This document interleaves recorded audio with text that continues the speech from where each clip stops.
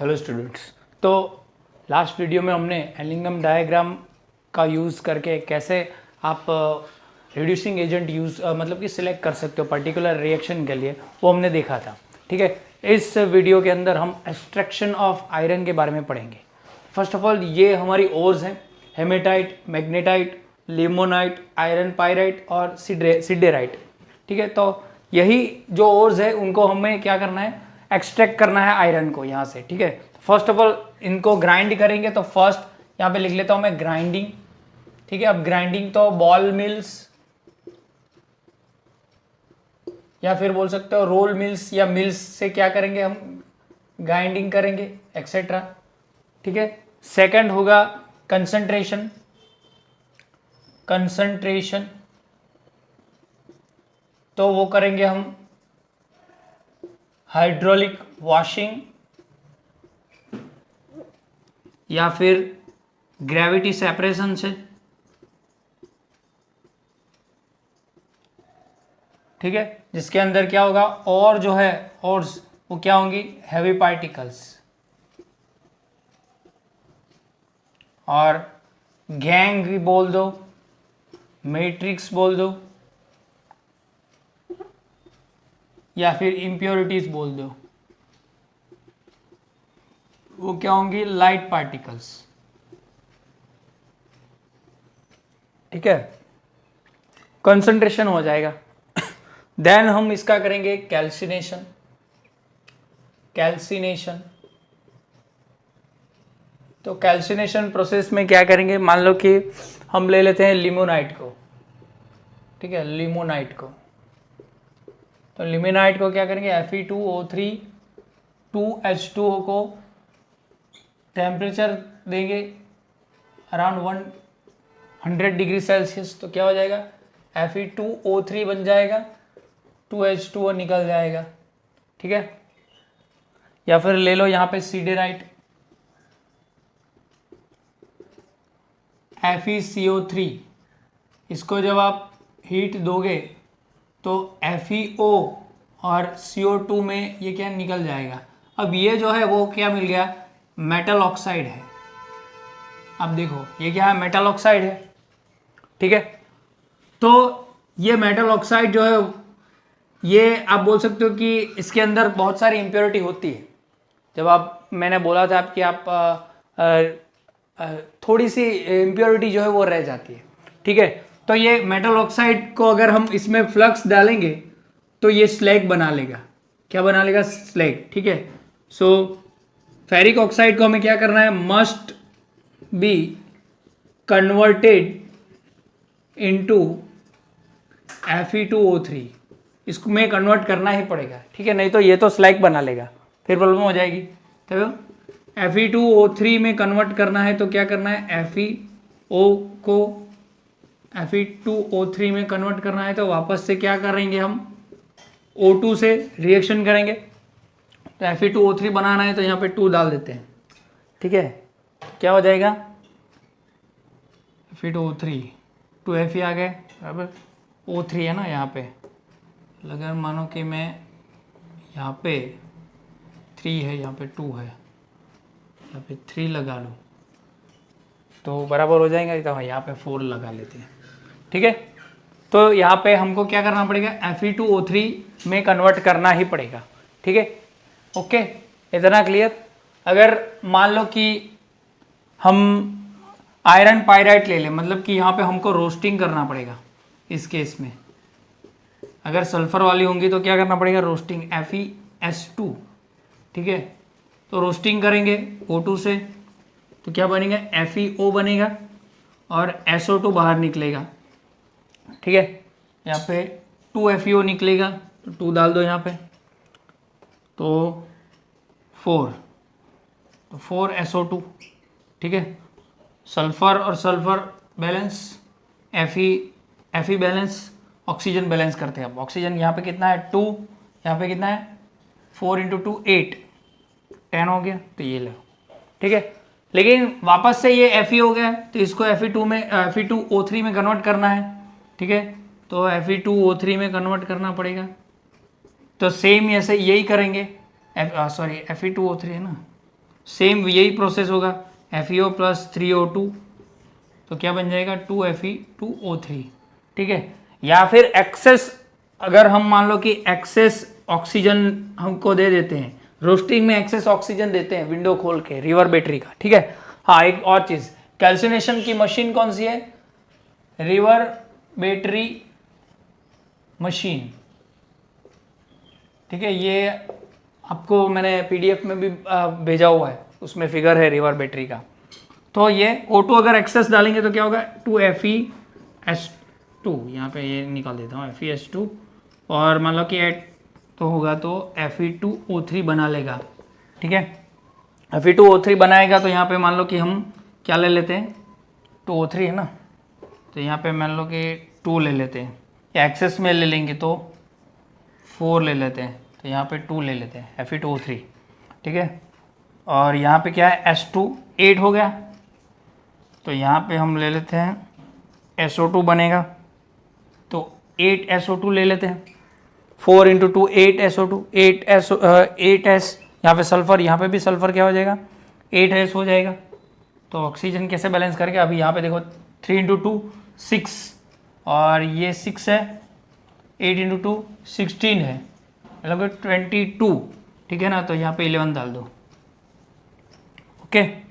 तो ये भी Fe2O3 बन गया, ओके, क्लियर, समझ में आया।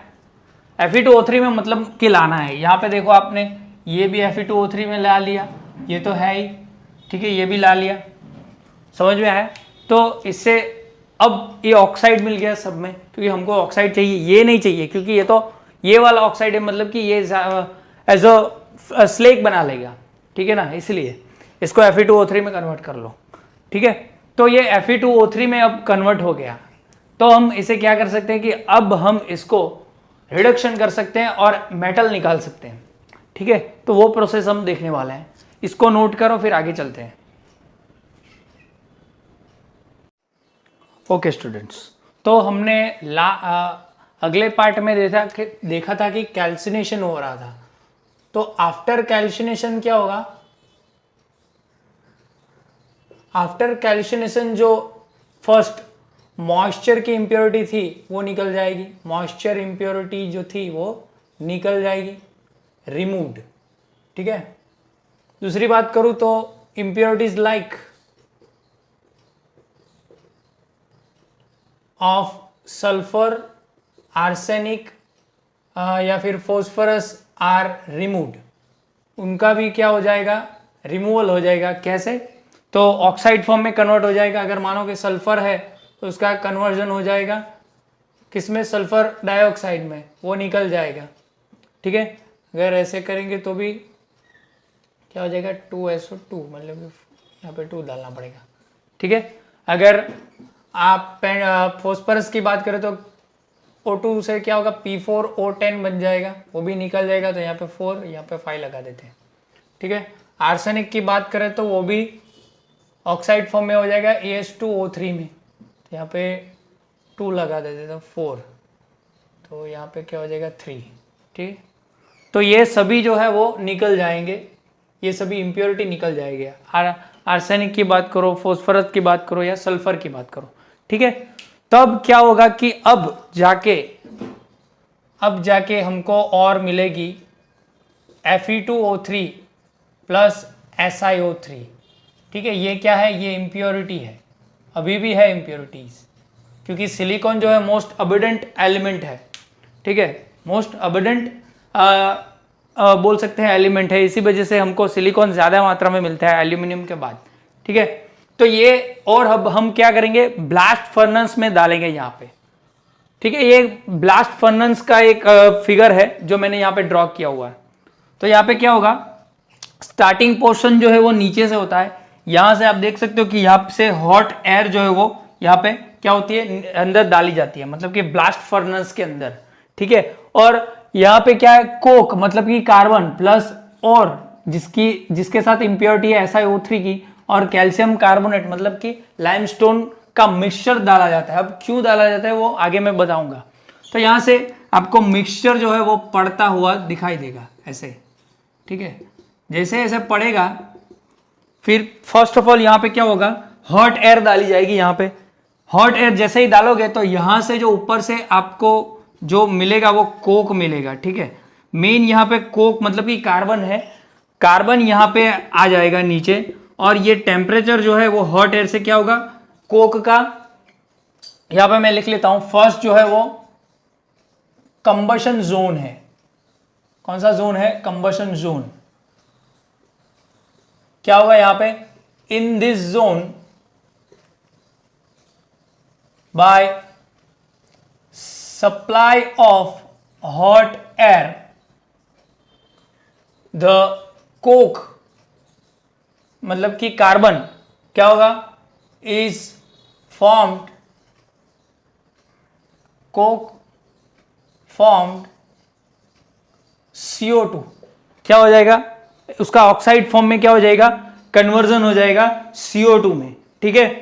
तो यहां पे क्या होगा, अगर कोक है, कोक मतलब कि कार्बन प्लस O2, तो क्या हो जाएगा, CO2 गैस बन जाएगी, वो ऊपर जाएगा, ठीक है। और ये जो है वो बहुत ही डेल्टा एच जो है वो बहुत ही नेगेटिव होगी, हाईली, मतलब कि रिएक्शन क्या होगी, this reaction is highly exothermic reaction. कैसी होगी, एक्सोथर्मिक रिएक्शन होगी। That's why this zone achieves around कितना है, 2170 केल्विन टेम्परेचर। इस रिएक्शन से क्या होगा कि जो 2170 केल्विन का टेम्परेचर है वो क्या हो जाएगा, अचीव हो जाएगा। समझ में आया इतना, ओके, क्लियर हुआ, ओके। अब ये बात समझिए, यहां पे जो है वो क्या बन गया, अभी मैं यहां पे लिख लेता हूं, दिस जोन कंबशन जोन, जहां पे जो मेन टेम्परेचर जो है वो अचीव होगा। क्या हो रहा है, कार्बन डाइऑक्साइड मिल रहा है टेम्परेचर पे, कंबशन जोन पे, ठीक है। डेल्टा एच क्या है, हाईली नेगेटिव है, ठीक है। नेगेटिव मतलब कि सिस्टम से बाहर निकल रही है, ठीक है। तो एक्सोथर्मिक रिएक्शन बोल सकते हैं इसको, एक्सोथर्मिक रिएक्शन, ठीक है। अब ये कार्बन डाइऑक्साइड गैस बन गई तो वो थोड़ी ऊपर जाएगी, क्या, कार्बन डाइऑक्साइड थोड़ी गैस क्या जाएगी, ऊपर जाएगी, ओके। ऊपर जाते ही यहां पे आ जाएगी, मतलब कि यहां पे इस एरिया में क्या होगा, तो इस एरिया में कोक तो यहां पे गिर ही रहा है, मतलब कि कोक तो यहां पे, ये जो कोक है कार्बन वो तो गिर ही रहा है, तो क्या होगा इस जोन में, इसे बोलते हैं फ्यूजन जोन। क्या बोलते हैं, फ्यूजन जोन। अब यहां पे क्या होगा, फ्यूजन जोन के अंदर वो देख लेते हैं, the carbon dioxide is moving upward. अब आपको मालूम है कि वो तो गैस है तो वो ऊपर ही मूव करेगा, which further reacts with Coke, मतलब कि कार्बन के साथ क्या होगा, फर्दर रिएक्शन होगा और क्या बना देगा ये, एंड फॉर्म्स कार्बन मोनोऑक्साइड, वापस क्या बना देगा, सॉरी मोनोऑक्साइड बना देगा, ठीक है। मतलब कि ये कार्बन डाइऑक्साइड कोक के साथ रिएक्ट करेगा और क्या बना देगा, कार्बन मोनोऑक्साइड बना देगा। क्या बना देगा, कार्बन मोनोऑक्साइड, ठीक है। यहाँ पे बैलेंस करना पड़ेगा ना, कार्बन तो है, हाँ कार्बन बैलेंस है ही है, ठीक है ना, CO2 प्लस C, ठीक है, कोक, तो ये कार्बन मोनोऑक्साइड बनाएगा। लेकिन ये रिएक्शन जो है वो क्या है, हाईली इंडोथर्मिक है। ये रिएक्शन कौन सी है, इंडोथर्मिक रिएक्शन है। This reaction is endothermic reaction. That's why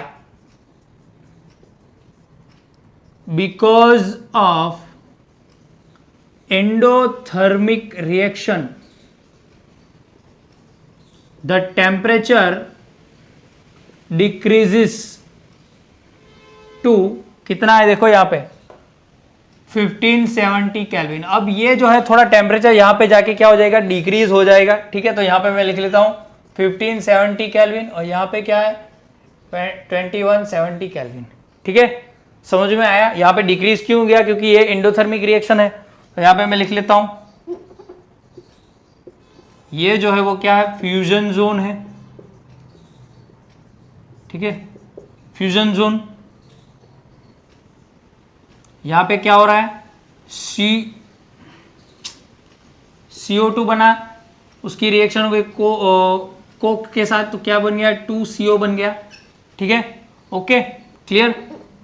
एक दूसरी रिएक्शन यहाँ पे होगी फ्यूजन में कि क्योंकि ऊपर जो है वो जो भी मेटल आएगी, ठीक है, जो भी मेटल आएगी मतलब कि प्योर मेटल जो यहाँ पे होगी, यहाँ पे मैं लिख दूं फ्यूजन जोन क्यों बोलते हैं,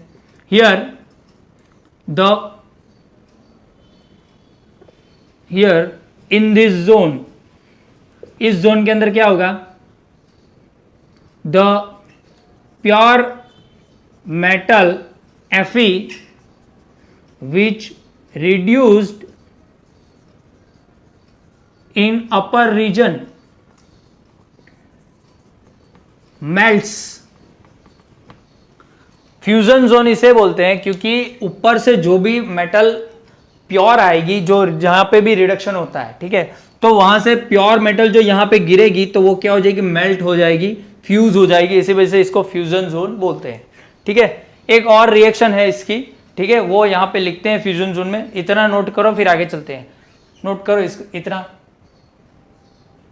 चलो अब फ्यूजन जोन की बात करते हैं।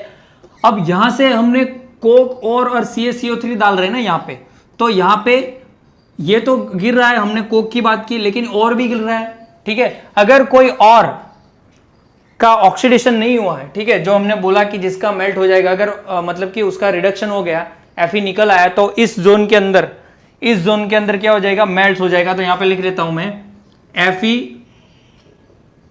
मेल्ट्स। ठीक है, यहां पे क्या हो जाएगा, Fe मेल्ट्स हो जाएगा अगर मेटल आएगा तो। लेकिन कोई मानो कि Fe रिडक्शन होना बाकी रह गया, ठीक है, तो उसका भी क्या हो जाएगा, रिडक्शन हो जाएगा। मतलब कि Fe2O3 अगर बाकी रह गया है तो यहाँ पे वहां पे जो कोक है उसके साथ रिएक्शन हो जाएगा, और यहाँ पे क्या मिल जाएगा हमको, 2Fe, और यहाँ पे मिलेगा 3CO प्लस हीट मिल जाएगा। ठीक है, मतलब कि ये रिडक्शन हो गया। ऊपर से रिडक्शन तो हो ही रहा है, लेकिन अगर कोकोई बाकी रह गया Fe2O3 जल्दबाजी में गिर गया तो यहाँ पे क्या हो जाएगा, उसका रिडक्शन हो जाएगा। ठीक है, तो यहाँ पे मैं लिख सकता हूं, if remaining Fe2O3 falls here in this zone, it further reduced to form pure Fe। ठीक है, इतना क्लियर हो गया, समझ में आ गया। तो ये क्या है, फ्यूजन जोन कंप्लीट। अब थर्ड जोन की बात करते हैं, जिसे बोलते हैं slag formation zone. Slag formation zone. अब स्लैग फॉर्मेशन जोन क्या है, तो मैंने आपको बोला था स्लैग कैसे बनता है, तो फ्लक्स आप ऐड करोगे उसमें क्या बनेगा, स्लैग बनेगा। फ्लक्स जब ऐड करोगे तब क्या बनेगा, फ्लक्स बनेगा। ठीक है, सॉरी, स्लैग कब बनेगा, फ्लक्स ऐड करोगे तब बनेगा। तो फ्लक्स यहाँ पे क्या बनेगा, तो इंप्योरिटी यहाँ पे कौन सी है, SiO3 है। अब ये सिलिकॉन जो है वो नॉन मेटल है, तो ये जो है वो एसिडिक बोल सकते हो आप, एसिडिक इंप्योरिटी है। ठीक है, तो एसिडिक इंप्योरिटी को रिमूव करने के लिए हमको क्या चाहिए, बेसिक फ्लक्स चाहिए, तो ही न्यूट्रलाइज होगा। तो इसीलिए हमने ये ऐड किया था CaCO3। अब यहाँ पे क्या होगा, ये जो रीजन है उसका टेम्परेचर कितना है, 1270 केल्विन का टेम्परेचर है। यहाँ पे क्या होगा, in this region the calcium carbonate which is limestone is decompose. यहां पे क्या होगा, डिकम्पोज हो जाएगा into calcium oxide and CO2। क्या हो जाएगा, सॉरी, हाँ, कैल्शियम ऑक्साइड और CO2 में निकल जाएगा। ठीक है, तो यहां पे क्या बनेगा, देखिए आप, CaCO3 is decompose into calcium oxide plus CO2। अब CO2 तो गैस है तो वो निकल जाएगा, ठीक है ना, CO2 तो ऊपर निकल जाएगा, यहां से निकल जाएगा एग्जॉस्ट गैस, जो जिसका काम नहीं है वो। ठीक है, लेकिन ये जो कैल्शियम ऑक्साइड है which is used as flux, क्योंकि ये कैल्शियम क्या है, मेटल है, और मेटल का ऑक्साइड क्या होता है, बेसिक होता है, तो बेसिक ऑक्साइड क्या यूज होगा, as a flux to make slag. ठीक है, तो यहां पे क्या हो जाएगा, कैल्शियम ऑक्साइड जो है वो SiO3 के साथ क्या होगा, रिएक्शन करेगा फ्लक्स के साथ। ये क्या है, इंप्योरिटी है, इज तो क्या बन जाएगा CaSiO3 which is slug and which is neutral. क्या है? न्यूट्रल है और वेरी लाइट है। तो स्लग को आपको मालूम है कैसे निकाल सकते हैं हम, क्योंकि स्लग जो है वो वेरी लाइट है तो ऊपर से सरफेस में से हम उसको निकाल सकते हैं, ठीक है। और मोल्टन स्टेट में जो Fe होगा वो क्या होगा? हैवी होगा, तो उसको ऊपर से हम निकाल सकते हैं। तो स्लग क्या हो जाएगा? निकल जाएगा वेरी लाइटली, क्योंकि बहुत ही लाइट होता है तो वो इजीली निकल जाएगा, ठीक है। इतना क्लियर हुआ? तो इतना नोट डाउन करो, फिर आगे चलते हैं। हाँ, ये लिखना, यहाँ पे भी लिख लेते हैं। ये जो जोन है वो कौन सा है? स्लैग फॉर्मेशन जोन, ठीक है। तो यहाँ पे लिख लो स्लैग फॉर्मेशन। यहाँ पे क्या हो रहा है? अब ये नहीं लिख रहा हूँ मैं, ठीक है, यही सीधा लिख रहा हूँ। CaO प्लस SiO3, यहाँ पे क्या बन रहा है? CaSiO3, क्योंकि यही हमारा क्या है? स्लैग है या स्लग है, सॉरी स्लग होगा। कभी कभी मैं भूल जाता हूँ स्लैग है या स्लग है, एक देख लेता हूँ। स्लग है या स्लैग है? स्लैग है, हाँ यही स्लैग ही है, ठीक है। तो ये क्या बन जाएगा? स्लैग बन जाएगा, ठीक है। ओके, टेम्परेचर तो यहाँ पे हमने लिखा नहीं। हाँ, यहाँ पे हमको लिखना है ना, Fe2O3 क्या हो जाएगा? 3 कार्बन के साथ रिएक्ट कर देगा, 2Fe प्लस 3CO बना लेगा, ठीक है। अब लिख लो, चलो। अब ये जो लास्ट बोल सकते हो कि मेन जो है जोन, वो है फोर्थ जोन ही है ना, उसे रिडक्शन जोन बोलते हैं, रिडक्शन जोन, ठीक है। अब इसके अंदर क्या होता है? इसका टेम्परेचर हमें एनसीईआरटी में दिया है 500 to 800 केल्विन टेम्परेचर, और इससे ऐसे भी बोल सकते हो 875 केल्विन टेम्परेचर का रेंज में होता है, ठीक है। ओके, तो अब यहाँ पे क्या होगा? जो और है हमारी Fe2O3, हमारी और उसकी रिएक्शन, अभी यहाँ पे जो लास्ट में हमें दिखा था कार्बन मोनोऑक्साइड, वो ऊपर जाएगा, तो कार्बन मोनोऑक्साइड के साथ उसकी रिएक्शन होगी, ठीक है। इस गैस के साथ इसकी रिएक्शन होगी Fe2O3 की, और हमें Fe3O4 मिलेगा। क्या मिलेगा? Fe3O4। इसे करना है तो कैसे करोगे? 2 3 into 6, तो यहाँ पे 3 लेना पड़ेगा, Fe3O4, ठीक है। तो यहाँ पे कार्बन तो एक ही रहेगा, ऑक्सीजन कितने हैं? 3 into 3 9, यहाँ पे 4 into 2 8, तो यहाँ पे एक कार्बन मोनोऑक्साइड ही बचेगा, ठीक है, वो निकल जाएगा। ओके, देख लेना, बैलेंस ही है ना, same. 3 into 2 6, 3 into 2 6, 3 into 3 6 plus 7 है ना, और यहाँ पे 4 into 8, मतलब यहाँ पे कम है, कार्बन तो है। 4 into 2 8, 3 into 3 9 हो गया, सॉरी, और 10, यहाँ पे CO2 हो जाएगा, ठीक है। ओके, बराबर, ये बैलेंस है, मतलब कि Fe3O4 बना लेगा। वापस से क्या होगा? Fe3O4 की रिएक्शन होगी कार्बन मोनोऑक्साइड के साथ, ठीक है, और यहाँ पे क्या बना लेगा? 3Fe बना लेगा, ठीक है। और जो भी बचेगा वो निकल जाएगा ऐसे, 3Fe है, तो कार्बन को यहाँ पे मैं ऐसे लिख लेता हूँ, ठीक है, 5, ठीक है। तो यहाँ पे अगर मान लो कि CO2 बनाएंगे तो क्या बनेगा? यहाँ पे 5, अगर मान लो कि 4 ले लेता हूँ मैं, तो यहाँ पे 4, तो 4 8, हाँ ओके, बैलेंस हो गया, ठीक है, बैलेंस, ठीक है।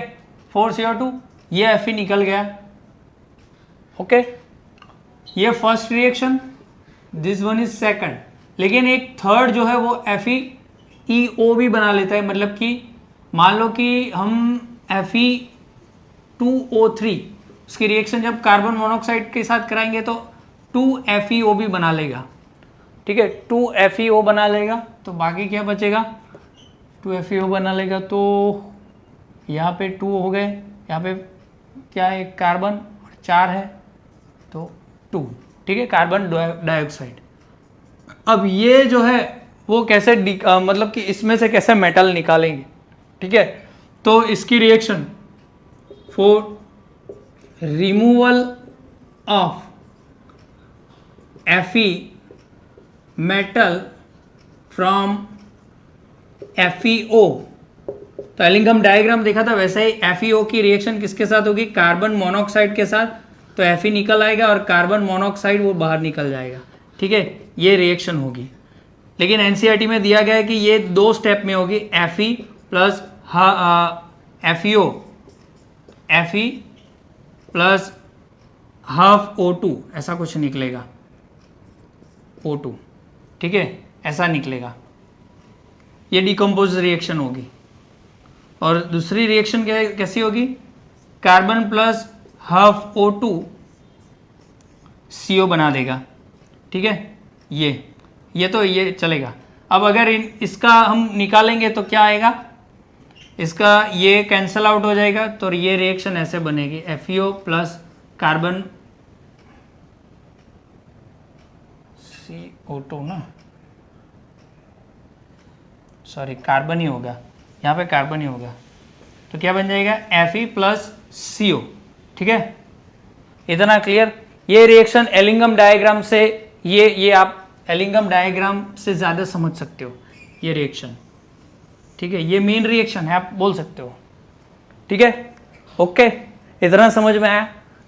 ये दो प्लस किया ऐसा समझ लो, इसका दोनों का प्लस किया, इसकी डेल्टा जी जो है वो पॉजिटिव होगी, इसकी डेल्टा जी जो है वो नेगेटिव होगी, लेकिन हायर होगी इसकी डेल्टा जी, तो इससे प्लस करोगे तो ये डेल्टा जी क्या मिल जाएगी, नेगेटिव मिल जाएगी। ओके, वैसे हमने किया था ना 100 -100 में से 50 निकाले तो -50 आ गए वैसे, ठीक है। इसलिए हमने कोक का यूज किया यहाँ पे इसका रिडक्शन करने के लिए, ठीक है। ओके, अब एक और बात, इसमें से कैसे बनेगा, यहाँ पे फ्यूज हो जाएगा, मतलब कि यहाँ पे रिडक्शन होगा तो मेल्ट मिल जाएगा फ्यूजन स्टेट में, मतलब कि यहाँ पे मैं लिख सकता हूं, यहाँ पे लिख लेता हूं, after reduction the metal Fe is melted in the fusion zone. Fusion zone के अंदर क्या हो जाएगा, वो मेल्ट हो जाएगा और नीचे चला जाएगा, और यहां पे क्या मिल जाएगा हमको, Fe मेल्टेड Fe या मोल्टन स्टेट बोल सकते हो। और यहाँ पे हमको स्लैग भी मिलेगा, लेकिन वो लाइटर वेट है तो वो स्लैग यहाँ पे मिलेगा, ठीक है, वो स्लैग यहाँ पे मिलेगा हमको, ठीक है, स्लैग। और वो स्लैग जो है वो यहाँ से निकल जाएगा, ठीक है। यहाँ पे मैं यहाँ पे लिख लेता हूँ स्लैग रिमूवल, क्योंकि वो लाइट है तो निकल जाएगा, और मोल्टन आयरन जो है वो यहाँ से निकलेगा, मोल्टन Fe रिमूवल, ठीक है। और इसे पिग आयरन भी बोलते हैं इसको, ठीक है, क्या बोलते हैं, पिग आयरन, ठीक है, पिग आयरन, क्योंकि इसके अंदर थोड़ी सी इम्प्योरिटी अभी भी बाकी रहती है, सल्फर, और अब बोल सकते हो आगे हमने बोला था ना आर्सेनिक और फॉस्फोरस, उसकी इम्प्योरिटी रहती है, इसलिए उसको पिग आयरन भी बोलते हैं, ठीक है। और पिग आयरन के बाद हम कास्टिंग आयरन भी बना सकते हैं, कास्ट आयरन और रोट आयरन क्या है वो थोड़ा ये नोट आउट कर लो, तो फिर आगे देख के ये यहाँ पे टॉपिक खत्म करते हैं। तो फर्स्ट जो है टाइप्स ऑफ आयरन वो है pig iron. It contains around 4% of impurities like sulphur, phosphorus etcetera, ठीक है, उसके अंदर 4% अराउंड इम्प्योरिटीज होती है। सेकंड होता है कास्ट आयरन, जिसको कैसे बनाए जाते हैं, pig iron plus scrap iron को मिक्स करके क्या बनाना पड़ता है, उसको आयरन ब्लास्ट फर्नेस में डालेंगे, आप कोक के साथ रिडक्शन करेंगे तो क्या बन जाएगा, cast iron. It contains around 3% of impurities, उसके क्या होगा, 3% इम्प्योरिटी रहती है।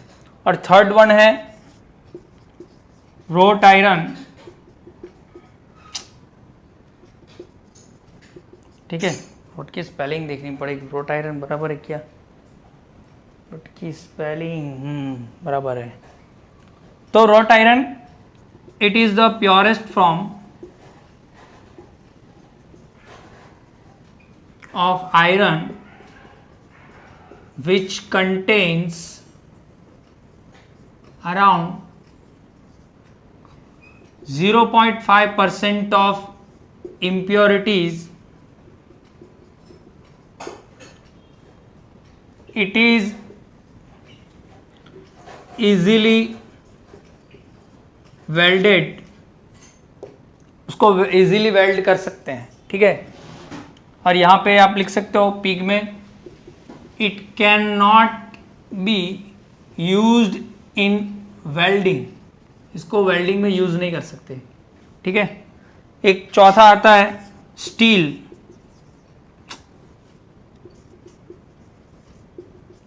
it contains 0.5% to 1.5% of carbon, nickel, manganese, etc.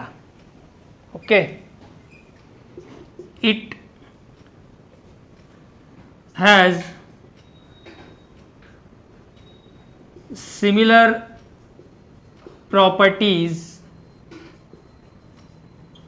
of both irons, मतलब कि इन दोनों आयरन की सिमिलर प्रॉपर्टी होती है, सॉरी इन दोनों आयरन की, रॉट और पिग आयरन जो है ये तीनों की सिमिलर थोड़ी थोड़ी प्रॉपर्टी होती है, ठीक है। ओके, तो इतने टाइप के आयरन हैं। तो आज जो हमने एक्सट्रैक्शन ऑफ आयरन देखा वो यहाँ पे कंप्लीट होता है। आयरन का एक्सट्रैक्शन मतलब कि इंडस्ट्री में आप देखो तो बहुत ही वाइडली यूज्ड होता है, और मेटलर्जी आप नहीं समझ रहे हो, लेकिन इस मतलब कि इस सेंचुरी में 21st सेंचुरी में मेटलर्जी की जो इंडस्ट्री में मतलब कि इम्पोर्टेंस है बहुत ही ज़्यादा हो गई है। अगर आप पढ़ना चाहते हो या फिर ऐसा इस चैप्टर को अगर आप आपको इंटरेस्ट आ रहा है, तो एक बात बोल दूं कि आपके करियर के लिए भी अगर मेटलर्जी में आप इंजीनियरिंग करोगे तो बहुत अच्छा है कि आपका करियर भी बन सकता है, ठीक है। तो ये वीडियो यहाँ पे ख़त्म होता है, अगले वीडियो में अगला टॉपिक देखेंगे। ओके।